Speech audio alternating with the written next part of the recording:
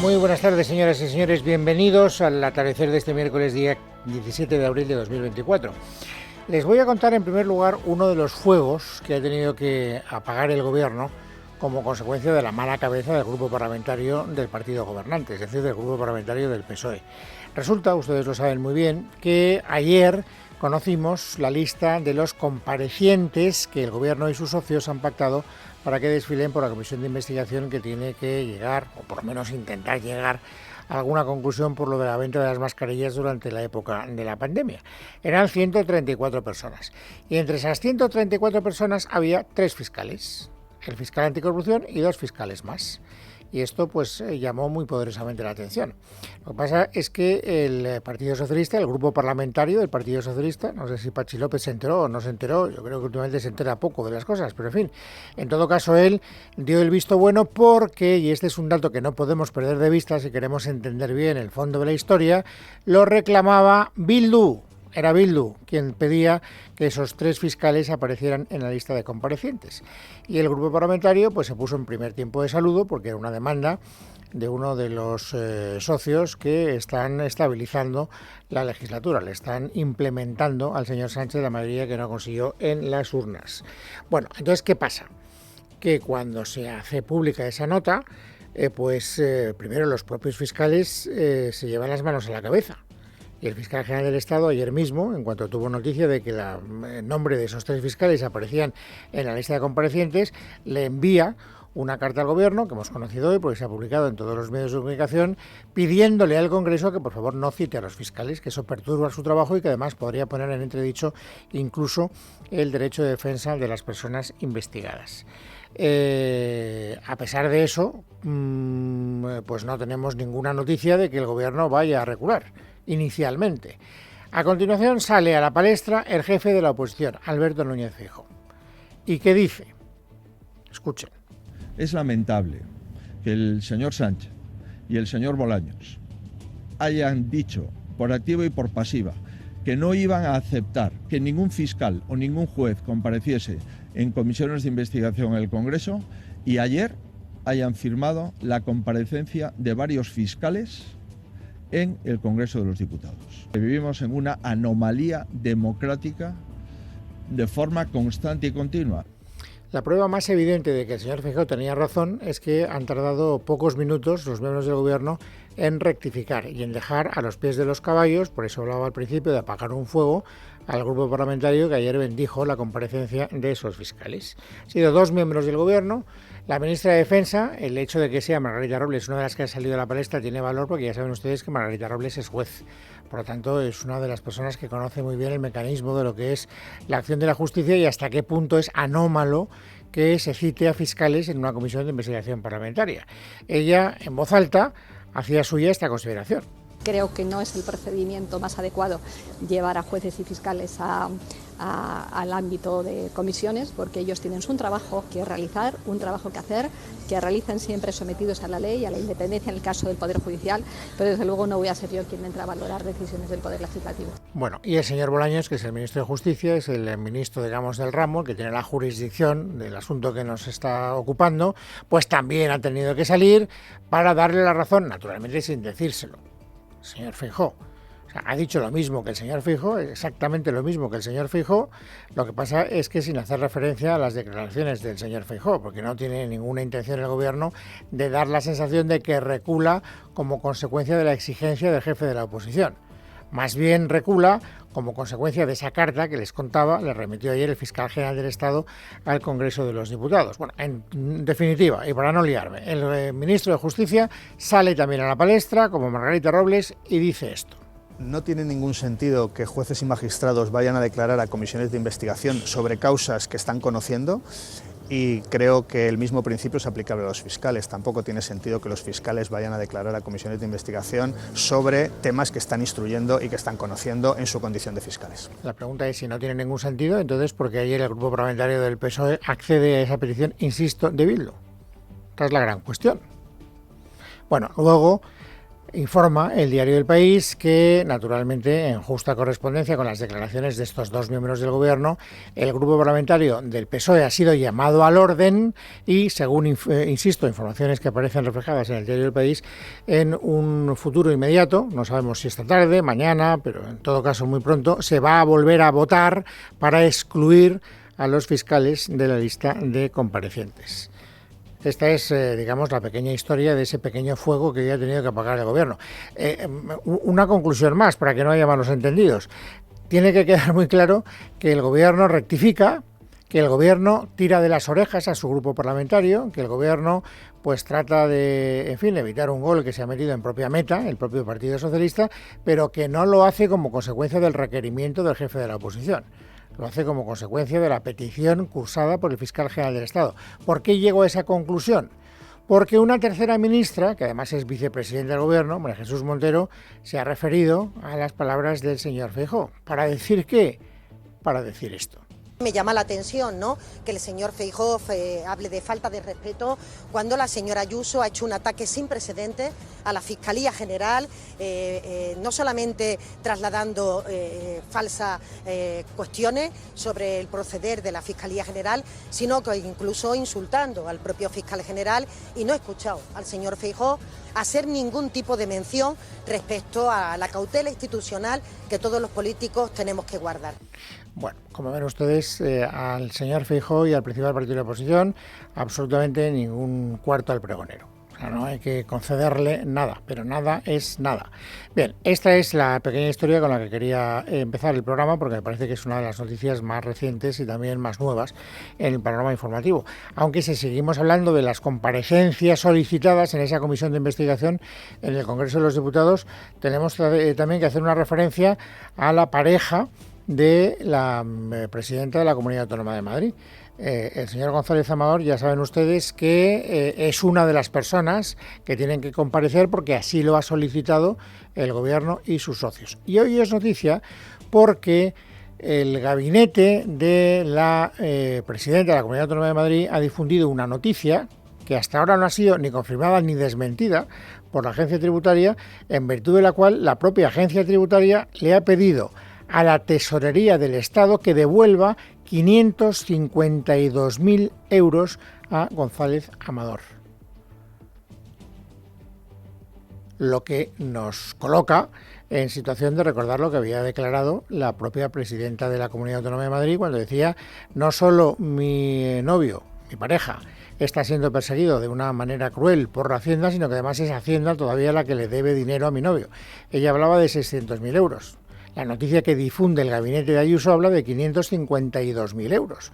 Una cosa llamativa que no ha sido, insisto, ni confirmada ni desmentida ni por agencia tributaria ni por la Tesorería del Estado. La fuente, lo vuelvo a repetir, es la propia, iba a decir la propia presidenta, pero para ser más exactos, el gabinete de la presidenta de la Comunidad Autónoma de Madrid, Paloma Cuevas. Esta nueva información llega un mes después de que la propia Isabel Díaz Ayuso asegurara que su novio no debía nada a Hacienda, sino que era al revés. Hasta donde sé, mi pareja está sufriendo una inspección fiscal salvaje que afecta a 2018, 2019, 2020, 2021 y ahora pretenden que sea el 2022 para retrasar los casi 600.000 euros que Hacienda le debe. Eso fue el 13 de marzo y hoy, miércoles 17 de abril, fuentes de la Comunidad de Madrid dicen que la agencia tributaria propondrá a la Tesorería del Estado devolver al novio de Ayuso 552.000 euros, una información que, según la presidenta madrileña, demuestra que yo no mentí, 2, que tenía razón, y 3, que todo lo que está pasando obedece a una cacería política, como se está viendo, como reconoció ayer el propio fiscal general, y se están utilizando todos los poderes del Estado contra un particular por una inspección fiscal. ¿Qué está haciendo el Gobierno? Por este asunto le preguntaban a la vicepresidenta primera del Gobierno y ministra de Hacienda, María Jesús Montero. Es que no tengo ni idea. No sé de dónde ha salido esa información, no sé en qué consiste, la agencia con la tesorería, es algo raro, no me pega, pero no tengo ni idea, ¿eh? Declaraciones de hace apenas unos minutos de la ministra de Hacienda, que ha mostrado además su sorpresa porque la Comunidad de Madrid tenga estas informaciones relacionadas con datos tributarios. Bueno, insisto, todavía no hay ningún tipo de información, ni de confirmación, ni de matización, ni de desmentido por parte de la agencia tributaria.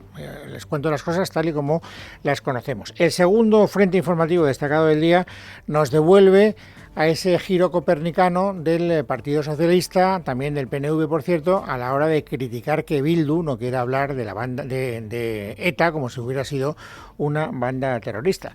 Ayer les contábamos que la marejada que se había montado en la campaña de las elecciones vascas era grande, pero es verdad que ahora la noticia no solo afecta a lo que son los actores de la campaña electoral de las elecciones vascas, es que en el Partido Socialista ese cambio de criterio respecto de Bildu empieza a ser extraordinariamente llamativo. Rubén Fernández. En solo unos días, socialistas como Óscar Puente han pasado de tener esta consideración de Bildu, que no tengo ningún problema, ninguno, en que un partido progresista democrático de este país se haga con una alcaldía de una capital de provincia de España, a esta otra. Es una decepción. No sé cuánto tiempo más necesitarán para dar los pasos que hacen falta, pero está claro que no han llegado al punto de madurez democrática. En una ofensiva que recorre todo el PSOE, Félix Bolaños. Mi máximo respeto y mi máximo recuerdo y mi máximo acompañamiento a todas las víctimas del terrorismo. Evidentemente que ETA fue una banda terrorista. Y es que las alarmas saltaron el lunes, unanimidad de encuestas dando a Bildu ganador y la horquilla baja de PNV y PSE a punto de no sumar. Cuidado, dijeron en Ferraz, ante un posible pacto de nacionalistas con Bildu. Desde ese momento toca sacar el pasado de Batasuna y amplificar ahora declaraciones sobre ETA que siempre han ido en esa línea, pero que hasta ahora se obviaban. Los socialistas no ocultan que quieren reeditar el gobierno vasco con el PNV para dar estabilidad a Sánchez. Bueno, eso es lo que quieren los socialistas y eso al parecer es también lo que quieren los PNVistas. Lo digo porque hoy Imanol Pradales, que es el candidato del PNV a estas elecciones vascas, ha dicho esto. Estamos dispuestos a abordar un nuevo acuerdo con el Partido Socialista. Aquí lo que ocurre es que quien toma la decisión última es el señor Sánchez, ¿no? Y al señor Eneko Andueza, que es el candidato del Partido Socialista en estas elecciones, pues esta declaración del señor Pradales no le ha gustado. ¿Cómo que nosotros no tomamos nuestras propias decisiones? ¿Cómo que Sánchez el que decide por nosotros? De eso nada, monada. Mis compañeros y mis compañeras hace más de 2 años y medio me eligieron como secretario general del Partido Socialista Euskadi, Euskadiko Ezkerra, y le puedo garantizar que todas las decisiones al respecto del futuro de Euskadi se tomarán en la Alameda Recalde número 27 de común acuerdo con mi comisión ejecutiva. Y ha dicho más, ha dicho que una de las decisiones que se van a tomar allí, en colaboración con su comisión ejecutiva, es en ningún caso darle apoyo a Bildu. Es decir, que con Bildu no van a pactar y que, por lo tanto, al señor Otxandiano no lo van a hacer Lehendakari, se ponga el señor Otxandiano como se ponga.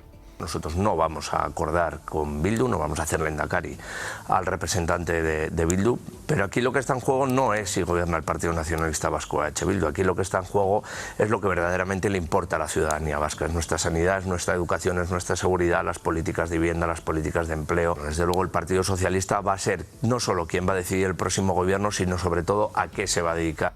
Bueno, ya sabemos que no van a pactar con Bildu y ahora nos explica por qué no van a pactar con Bildu. Nosotros siempre ponemos los derechos sociales por delante de los identitarios y H. Bildu en tantas y tantas cosas siempre ha antepuesto lo identitario a los derechos sociales, ¿no? Por tanto, yo no voy a compartir un proyecto de país para Euskadi que pretenda dividirnos y que desde luego pretenda para Euskadi lo mismo que han propiciado los nacionalistas catalanes para la ciudadanía de Cataluña. Bueno, pues esta es la argumentación del socialismo vasco, pero esta no es una argumentación que convenza al Partido Popular.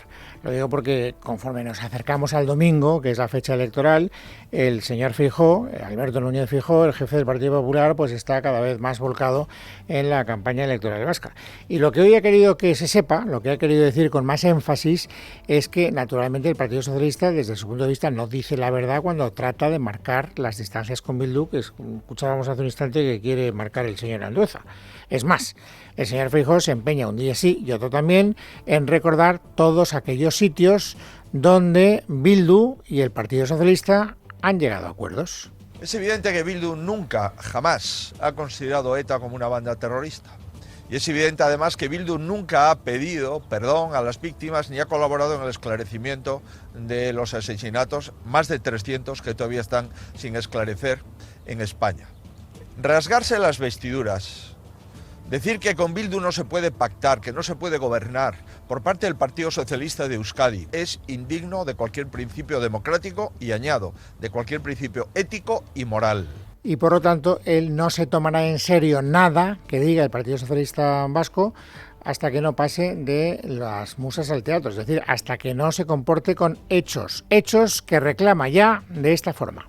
Espero que el Partido Socialista rompa hoy las coaliciones de gobierno, en el gobierno central, en Navarra y en Pamplona con Bildu. Le esperamos en cualquier notario para comprometer que no volveremos a pactar con Bildu en ninguna institución, salvo que Bildu condene los asesinatos de ETA y colabore en esclarecimiento de los asesinatos donde todavía no se conoce el autor. Bueno, naturalmente nadie espera que este requerimiento del señor Feijóo sea atendido por parte del Partido Socialista. Por lo tanto, lo que se perfila, independientemente de quién gane las elecciones, pues saben ustedes que las encuestas están ahí muy reñidas y hablan de una foto finish. El 19 de abril, prepárate para descubrir en cines Abigail. Siento mucho lo que te va a pasar. ¡Coño es esa cosa! Hemos secuestrado a una puta vampira. De los directores de Scream y Noche de Bodas. Una vampira bailarina. Abigail. 19 de abril exclusivamente en cines. El PNV y la propia EH Bildu. Sabemos quién será al final el partido que se lleve el gato al agua. Pero en todo caso, si suman el Partido Socialista y el PNV, esa será la coalición con casi toda seguridad que retenga el poder en el País Vasco.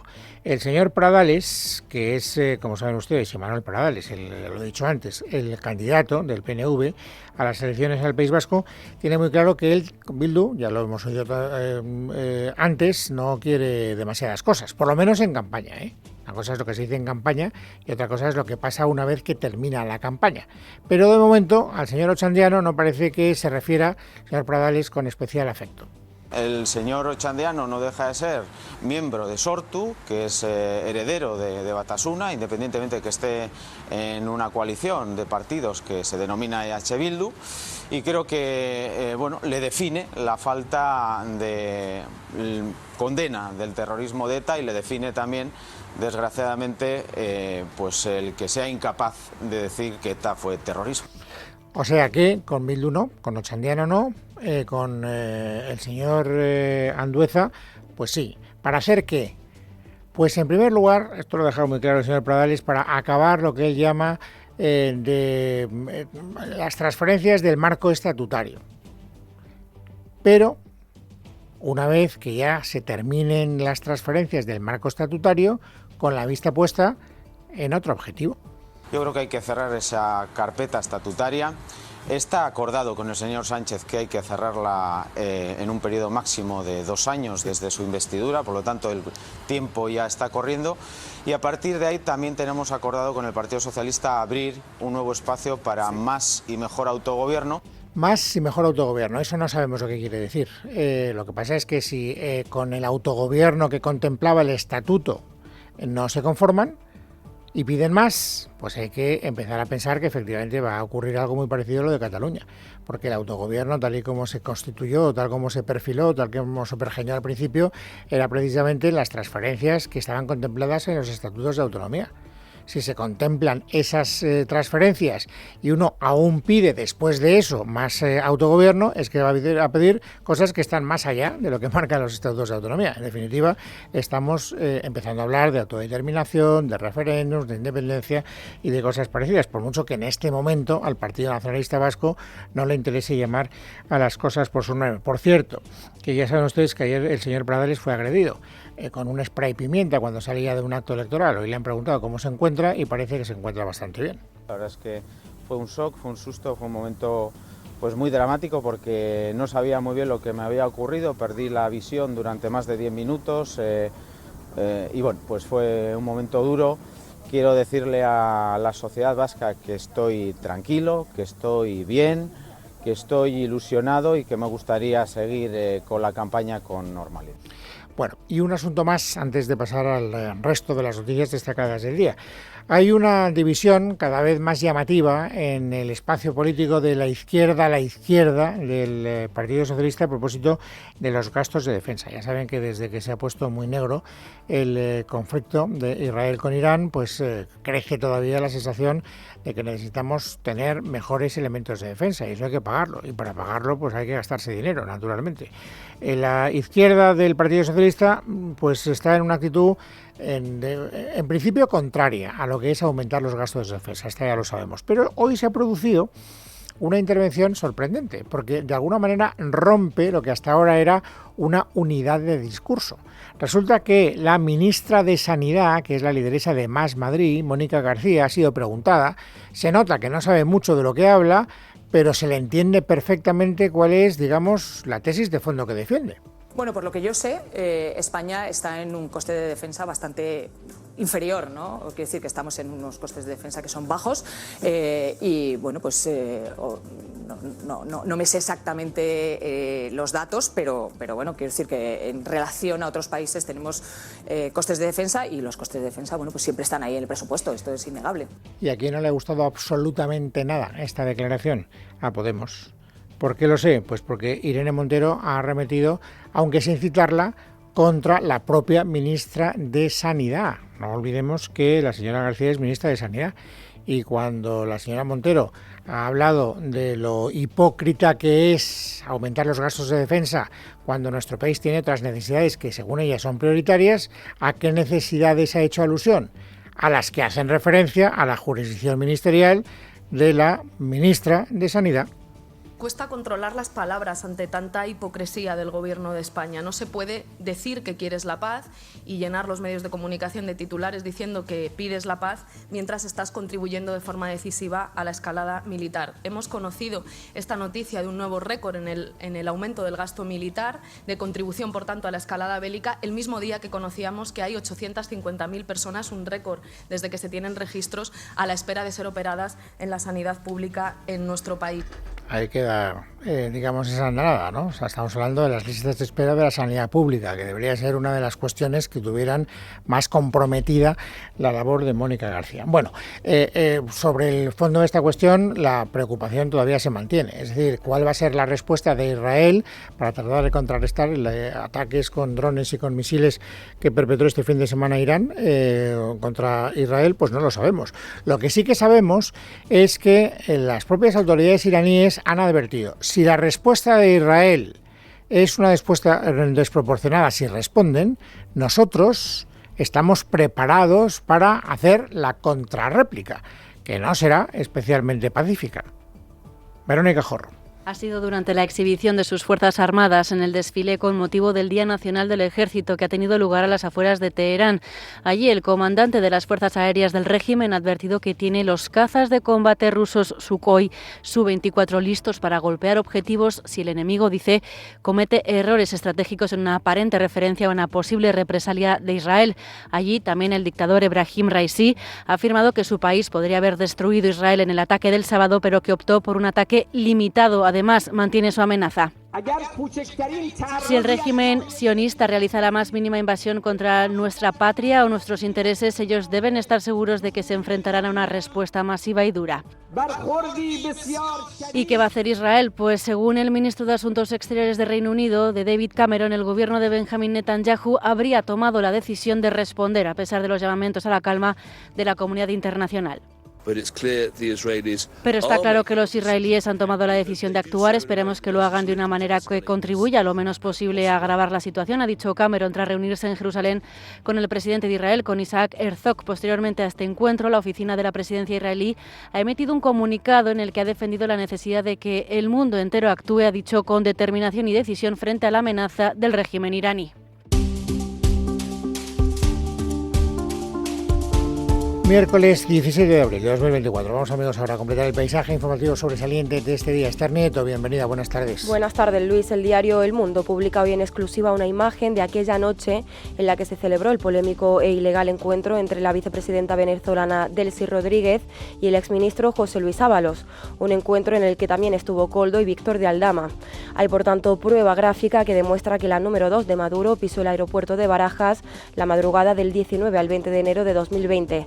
En la fotografía se aprecia cómo Delcy Rodríguez se dirige a un avión mientras es escoltada por la Policía Nacional. Teresa Fernández. Sí, la vicepresidenta venezolana Delcy Rodríguez pisó suelo en Barajas y allí pasó la madrugada del día 19 al 20 de enero del año 2020. Llegaba a España supuestamente para hacer escala y tanto ella como varios miembros de su comitiva fueron recibidos por el entonces ministro de Fomento José Luis Ábalos y Koldo García, pero 4 días más tarde, el 24 de enero de ese mismo año, Ábalos negaba el encuentro. Ni hubo reunión ni pisó territorio español. Ayer mismo, además, el ministro de Interior, Grande Marlaska, fue preguntado por lo mismo y negó que la vicepresidenta pisara espacio Schengen. Si tenía la prohibición de pisar espacio Schengen, no pisó nunca espacio Schengen. No pisó nunca espacio Schengen, evidentemente. Delcy Rodríguez estaba vetada en toda la Unión Europea, pero el Gobierno se aferra a un detalle, y es que fuentes jurídicas dicen que la zona por la que transitó Delcy no era territorio nacional, aunque fue escoltada por los coches de la Policía Nacional y por otro de la Guardia Civil por las pistas de vuelo hasta llegar a otro avión con destino Qatar y con salida a las 8:20 de la mañana. Recordemos que durante su estancia de varias horas, Ábalos y Koldo subieron a su avión por más de una hora y bajaron 12 maletas, y después de eso se subieron en un vehículo con varios ocupantes del vuelo. El ministro de Transportes, Óscar Puente, ha reabierto hoy el debate de los peajes en las carreteras, a pesar de que el Gobierno renunció a implementarlos este año al retirar esta medida de su lista de compromisos con la Comisión Europea en el acceso a los fondos Next Generation. Sin embargo, hoy el ministro asegura que España tiene una reflexión pendiente sobre cómo financia sus carreteras, si mediante impuestos, como se hace ahora, o mediante peajes. Advierte Puente de que si la elección es seguir pagándolas con impuestos, habrá situaciones injustas. O pagamos con los impuestos o pagamos por uso, siendo conscientes de que si optamos por el método de pago por impuestos, no de peajes, claro, nos encontramos con situaciones que son únicas en Europa, porque el camión que viene de Alemania, a su paso por los distintos países de la Unión Europea hasta llegar a nuestra frontera, paga por usar la vía, pero cuando llega a España lo hace gratis, y eso no parece muy justo. Y sepan que ayer Reino Unido respaldó parlamentariamente la prohibición de la venta de tabaco a personas nacidas después de 2009, es decir, los que ahora tienen 15 años. Sobre este mismo asunto, hoy la ministra de Sanidad de nuestro país, Mónica García, ha dejado la puerta abierta a la posibilidad de que el Plan Integral de Prevención y Control del Tabaquismo, que ha puesto en marcha su ministerio, contemple también esta prohibición. Para ello, la ministra de Sanidad ha insistido en que las medidas que se apliquen en otros países servirán de aprendizaje para el nuestro. Por ahora vamos a ir haciendo todas esas cosas que tenemos pendientes desde el año 2010 y que tienen que ver con proteger la salud, con hacer que menos gente empiece, incluidas, como no, las futuras generaciones o las generaciones más jóvenes, hacer que la gente que quiera dejar de fumar pueda dejar de fumar y librar a la gente que no fuma de los humos de segunda mano. Y en economía, toda la atención está puesta hoy en Naturgy. La Compañía Nacional de la Energía de Abu Dhabi, TAQA, ha confirmado que negocia entrar en la mayor gasista española. De momento todavía no hay acuerdo, pero su intención es lanzar una oferta pública de adquisición por el 100% de la empresa. La noticia es relevante porque se trata de una empresa energética y, por tanto, considerada estratégica para el gobierno de Pedro Sánchez. Leticia Vaquero.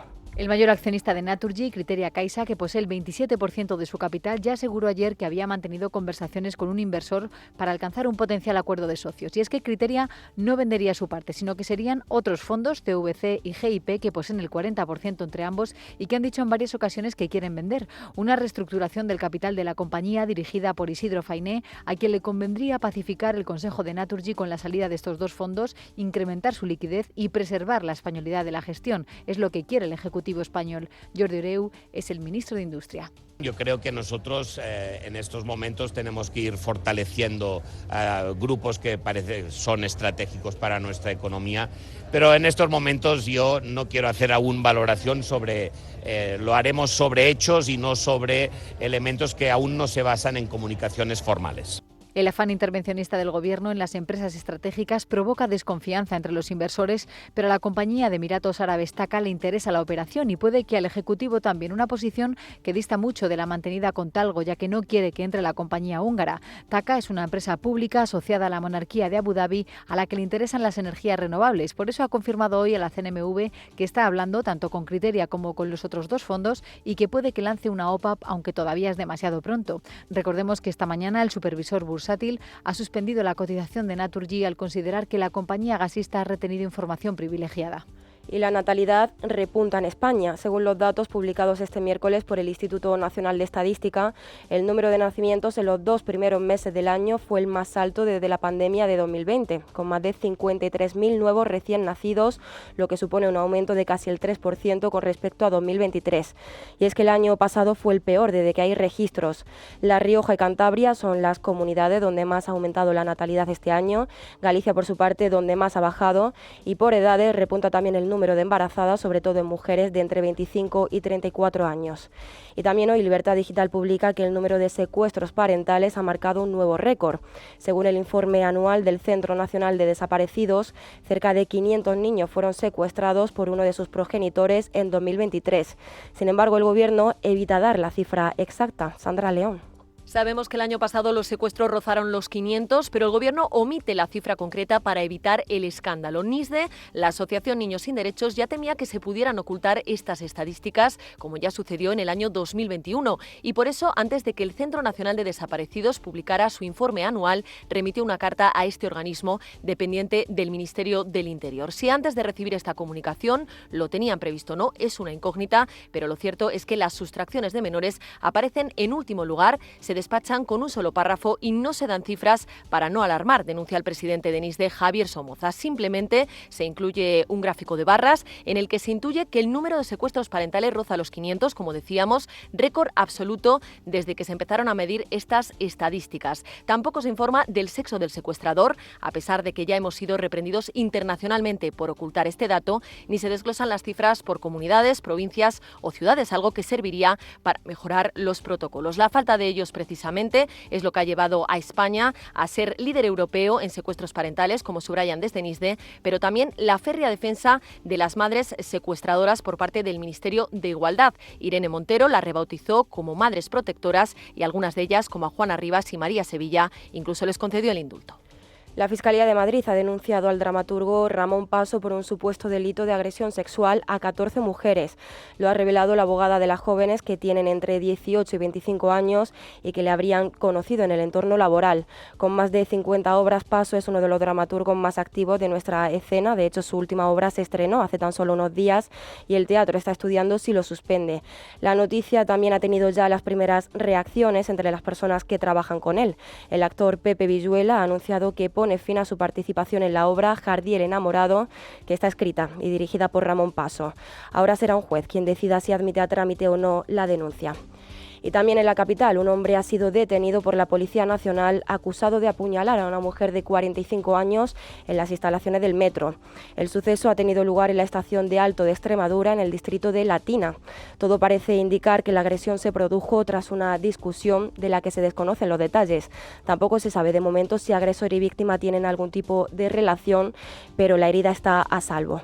Y fuera de nuestras fronteras terminamos contándoles que un bombardeo ruso ha dejado al menos 14 muertos y 60 heridos en Chernigov, una ciudad al norte de Ucrania.